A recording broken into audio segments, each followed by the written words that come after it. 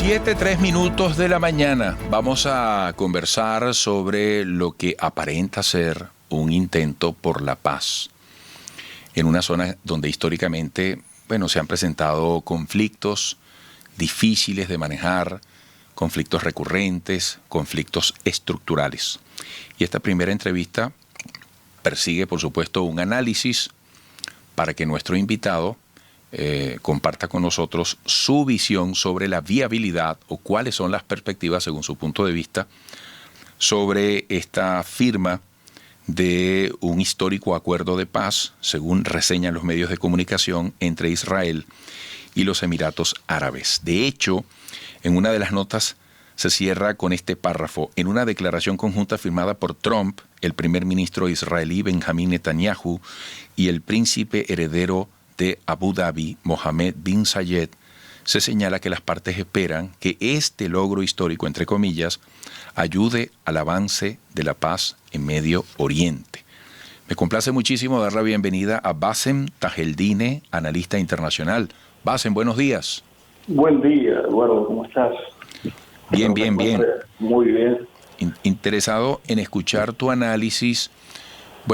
Teníamos varios días pendientes de contactarte inicialmente y creo que hoy también habrá lugar para dedicarle cierto tiempo al tema del Líbano, pero que tiene una importancia geopolítica también. Pero concretamente, ¿cómo avisoras tú el futuro, la perspectiva de este intento entre los Emiratos Árabes e Israel? ¿Cómo hay que comprender esta propuesta, este intento?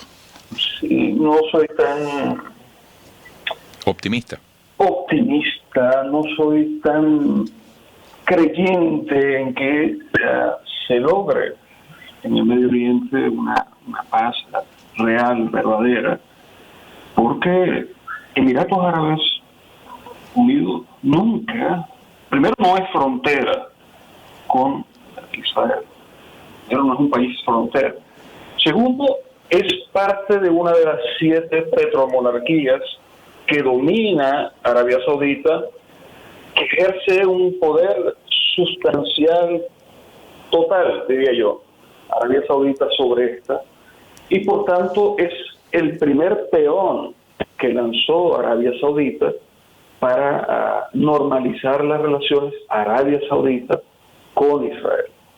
No lo hace directamente Arabia Saudita, pero comienza a utilizar a sus petromonarquías, a sus colonias, porque realmente todas estas monarquías, principados en la región, estos 7 emiratos responden a Arabia Saudita. Por eso no lo veo tan optimista, no veo algo diferente. Israel ha mantenido muy profundas relaciones con Arabia Saudita, aunque pareciera no hacerlo así. Ahora Emiratos Árabes Unidos, o mejor dicho, Arabia Saudita a través de Emiratos Árabes Unidos, a través de Qatar inclusive, ese Emirato rebelde, Qatar, y a través de otras petromonarquías, ha venido inyectando capital a Israel desde hace mucho tiempo, y de hecho muchas de estas colonias sobre territorio palestino se han construido con financiamiento de estas petromonarquías. Lo que veo allí, aunque parece alentador para muchos, y muchos, entre ellos yo, quiero que se dé por fin una paz en la región, que se logren acuerdos reales, profundos. No creo que esto represente algo diferente a lo que hemos estado viendo. Quizás en el punto de lo que te comenté al principio. Arabia Saudita quiere normalizar las relaciones con Israel, porque está presionado primero, porque es una monarquía que siempre ha respondido a los intereses de Estados Unidos y de Israel en la región, pero no se ha visto, o mejor dicho, ha servido como un disfraz para parcializarse por Palestina en el sentido mediático, en la razón mediática, pero, repito, ha apoyado a Israel siempre en sus políticas expansivas en Palestina. Israel no reconoce a Palestina, eso lo ha dejado bien claro Israel, no reconoce aquellos acuerdos de 1947, 1948, que partieron a Palestina en dos y que dieron un territorio a todos los europeos de religión judía, entiéndase bien, europeos de religión judía que huían, como sabemos todos, de los pogroms, el nacionalismo europeo, y en este caso particular de la Segunda Guerra Mundial, el nacionalismo alemán, el fascismo alemán en Italia, en Francia también, donde fueron perseguidos, es cierto, fueron a refugiarse en territorio árabe palestino, pero se apropiaron de todo el territorio palestino. Fíjate, Bassem, según refiere BBC Mundo, cuando Israel firma ayer con Emiratos Árabes este acuerdo que califica como histórico, y lo pone entre comillas, el adjetivo histórico, se compromete a normalizar sus relaciones y además a suspender sus planes para anexarse grandes áreas de los territorios ocupados en Cisjordania, que pudiéramos decir es frontera, bueno, así como Palestina. Entonces, ¿hasta qué punto es viable esto que se está acordando? Pero fíjate, suspender, y lo dejó claro Benjamín Netanyahu, primer ministro, acusado por corrupción, por cierto, con grandes movilizaciones en su contra en Israel. Él lo dijo claramente, Benjamín Netanyahu. Por ahora, no quiere decir que hemos renunciado a apropiarnos de las tierras palestinas, completamente de las tierras palestinas, a seguir expulsando, a seguir ejecutando una política. Fíjate algo, Eduardo, estamos hoy en el siglo XXI y estamos hablando todavía en Palestina de limpieza étnica. Ayer se hizo muy viral un video donde estaba una niña y su mamá, su abuela llorando porque le estaban derrumbando su casa, donde han vivido ellos, sus familiares y sus raíces históricas han estado allí siempre, por miles de años. Sus raíces, me refiero, familiares, sus vínculos, sus linajes históricos, han estado allí. Y ayer estaban siendo demolidas un grupo de viviendas, entre eso una vivienda donde se hizo viral su video, una niña llorando allí. Parece que a nadie le conmueve eso. Parece que a nadie le conmueve porque vuelve otra vez la razón del antisemitismo contra todo aquel que critica las políticas semejantes que hoy Israel comete contra un pueblo que no tiene nada que ver con el karma, el dolor, el sufrimiento que los europeos de religión judía, los ashkenazis, vivieron durante la época de la Segunda Guerra Mundial y antes también de la Segunda Guerra Mundial. La está pagando un pueblo que no tiene nada que ver con ese dolor, el pueblo palestino. Lo están pagando los que, por cierto, en un momento de la historia lo decía David Ben-Gurión, el fundador de Israel, fueron en aquellas épocas, fueron seguramente, según sus estudios, él hizo una tesis al respecto, fueron judíos, pero se convirtieron al Islam, los palestinos.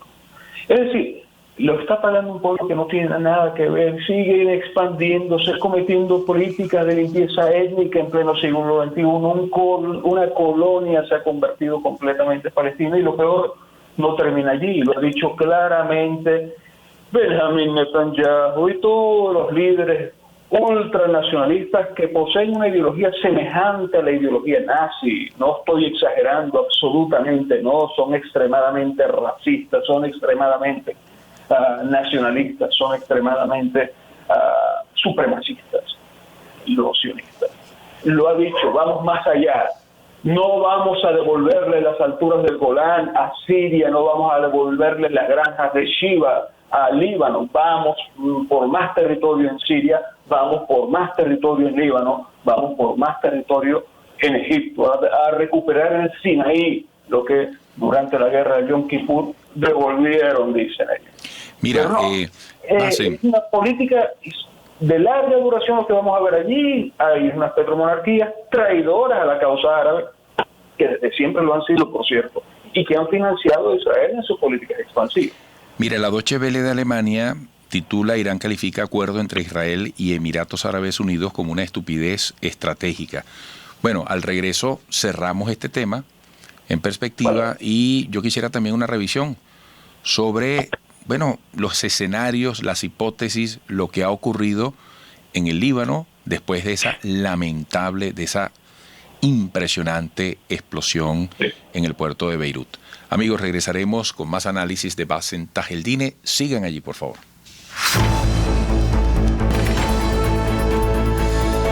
Seguimos conociendo el análisis de Bassem Tajeldine, analista internacional. La pandemia ha servido, entre otras cosas, para demostrarnos lo interdependientes que podemos ser, lo frágiles que podemos ser en el planeta, más allá de los aparentes poderosos imperios o el desarrollo que alcancen los distintos países. La pandemia nos demuestra que podemos llegar a ser muy frágiles y vulnerables.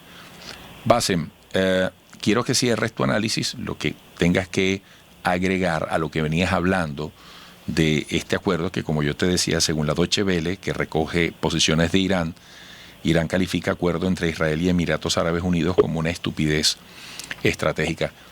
Sí, y cierra esa parte porque después yo también quisiera entrar en el tema del Líbano. Más que una estupidez, ha sido una puñalada abierta, como ya lo venía haciendo, ya lo veíamos que venía haciendo desde hace muchos años. Emiratos Árabes Unidos. Pero Unidos. mira, pero ¿por qué puñalada? Porque una cosa es que una acción no tenga efecto y otra es que, aparentando tener un buen efecto, tenga un efecto nocivo. Porque tú calificas esto, porque mira, una cosa, como dices tú, una cosa es decir estupidez, una cosa es decir estupidez estratégica, como lo califica Irán, y otra es calificarlo como una puñalada. Sí, te lo voy a decir en las propias palabras de Benjamín Netanyahu. No hay ningún cambio en nuestros planes de anexarnos Cisjordania y todos los territorios palestinos. No hay ningún cambio. Porque le criticaron a Benjamín Netanyahu también este acuerdo. O mejor dicho, quitarse la máscara de la hipocresía de acuerdos que ya venían avanzando debajo las mesas con Arabia Saudita. Repito, Emiratos Árabes Unidos es una petromonarquía que ha respondido, es vasalla, que ha respondido siempre a la política exterior de Arabia Saudita, que domina Arabia Saudita, por cierto, y por tanto lanza este primer peón para normalizar ella, Arabia Saudita, sus relaciones con Israel. Arabia Saudita ha mantenido al frente todas las políticas que Israel y Estados Unidos han construido para la región. Ellos han financiado. No es una exageración, Eduardo. Es abierto, público, notorio allá, todo el mundo lo sabe. Han financiado a todos estos grupos que han surgido, estos grupos takfiristas, fundamentalistas, que han surgido precisamente para destruir a la causa árabe, para destruir a todos los gobiernos nacionalistas, para destruir las repúblicas en la región e instaurar en todos esos países árabes, o en lo que queda allí, pequeños califatos al servicio de Arabia Saudita, pero naturalmente Arabia Saudita al servicio de Israel y de Estados Unidos. Ese nuevo gran Medio Oriente que había planteado Bush y que hoy definió Donald Trump como la nueva es decir, el nuevo plan, la paz duradera, así lo había definido, y le dio otros títulos ahí rembombantes. Bueno, es parte de esa misma política que habían construido desde el pasado y que han venido aplicando poco a poco. Y es precisamente esto, a través de grupos fundamentalistas, a través de la eliminación finalmente de la causa árabe, a través de la normalización de las relaciones, siempre lo han tenido muy normales las relaciones, ya abiertas relaciones entre Arabia Saudita e Israel, entonces servir con más fuerza a esa razón. La razón es el caos, destruir, repito, voy a hacer énfasis, Eduardo, todos los estados árabes, las repúblicas, los estados-naciones árabes, e instaurar monarquías en en Siria, en Líbano, en Irak, que le respondan, pequeños califatos que le respondan a la política de Israel, que sean débiles, que se olviden ya de luchar por la causa árabe que se plieguen a las políticas expansivas de Israel. Esto le va a permitir a Israel en el futuro avanzar sin mucho tropiezo, avanzar, expandirse, tomar territorio en Líbano, en Siria. Repito, Eduardo, no lo digo yo sacado de una teoría conspiranoica, lo dicen ellos mismos, Benjamín Netanyahu. ¿Cuál es el Herz Israel que ellos hablan? Del gran Israel, de esa tierra prometida, de un extraño Dios, o mejor dicho, de un demonio que le regaló a un supremo. Mira, pero perdón, ellos dicen, perdón, y me disculpa, quiero terminar esta idea. Ellos dicen que es todo el territorio sirio, todo el territorio libanés, todo el territorio palestino, naturalmente, parte de Jordania y el Sinaí. Eso le pertenece a Israel, esa es la tierra prometida y ellos van a por él. Entonces, ¿qué estamos hablando de paz aquí? No hay ninguna paz. Por ende, es cierto lo que decía Irán, que está muy lejos del escenario, por lo menos territorialmente, pero están allí sus fuerzas, sin duda, están en Siria, están en Líbano, están allí en varios países. Que es una puñalada, que es una traición a la causa árabe. Sí es una traición, Eduardo, no hay otra palabra. Bueno, mira, pasemos por razones de tiempo a el Líbano. ¿Qué quieres destacar tú? ¿Qué lectura vienes haciendo sobre lo que ocurrió en el Líbano? Y sobre todo, ¿cuál es el análisis a posteriori sobre las responsabilidades de algo tan grave, la negligencia para que algo de consecuencias tan extremas haya ocurrido? ¿Qué hay detrás de lo que hemos sabido hasta ahora según tu criterio? Sí, Eduardo, lamentablemente esta situación que vivió el pueblo de Líbano hace poco, esta gran explosión que parecía, tú lo viste en las imágenes seguramente, una pequeña bomba nuclear, viste ese hongo que dio, increíble, y esa expansión, la onda expansiva que destruyó a varios kilómetros de la redonda todo. Sí, todo se ha tratado, según afirman ya varios voceros del Líbano, del gobierno libanés, de una gran negligencia y que pudo ser aprovechada seguramente, porque no está descartada la hipótesis que aprovecharon esa negligencia, creo que una gran estupidez más que una negligencia. Es algo que parecía, sí, traído de una conspiración, pareciera. Depósitos de nitrato de amonio, casi 2.000 toneladas en las costas, de una forma, no sé si lograste ver las imágenes, Eduardo, sí. Antes de la explosión, cómo estaban dispuestos esos sacos de nitrato de amonio, sin ninguna medida de protección, absolutamente nada, y una pequeña, puede ser una bomba colocada o un mal manejo, porque decían que justo al lado había un depósito también de juegos pirotécnicos, pudo dar con esa situación. No se sabe, no se descarta la teoría, Eduardo, porque ya pareciera nadie quiere hablar de esto, de una acción terrorista, de un atentado por parte de Israel. Israel que le ha jurado, primero, que no reconoce al Líbano, que reconoce al Líbano como parte del ejército de Israel. Por eso estaba hablando. No es esta razón el inicio de la paz en la región, es falso. No va a haber paz mientras Israel continúe expandiéndose en la región y no reconozca ni siquiera el Líbano, sino hable de que el Líbano también es parte de su territorio y necesite naturalmente, crear las condiciones del caos a través de grupos fundamentalistas que no han podido llevarlo ahí al Líbano, porque allá en Líbano está la presencia poderosa del Hezbollah, que ha evitado que eso escale más. Pero también esto nos ha permitido ver la desgracia que vive el pueblo libanés, porque es un gobierno que surgió de los acuerdos del Taif, allá también en Arabia Saudita, donde todas las confesiones religiosas se dividieron el poder, y que si el presidente, tiene que ser un cristiano, siempre un cristiano, el primer ministro, luego tiene que ser siempre un musulmán, etcétera. Así se repartieron, y la razón política, y aquí termino, y yo sé que ya se terminó el tiempo. Sí, hace rato, sí. Ha llevado a esta situación del caos, más la razón económica. El país más endeudado de la región es Líbano. Bueno, creo que esto terminó por catalizar y dejarnos ver el gran desastre que vive el pueblo libanés, de la corrupción, del neoliberalismo, del caos político que parece que nadie va a poder controlar por ahora. O nadie tiene una luz al final del túnel. Bassem, te agradezco mucho estos minutos. Hasta pronto. Gracias. Un abrazo. Bassem Tajeldini, amigos, analista internacional. No se muevan frente a la pantalla, pegaditos a la radio. Regresaremos.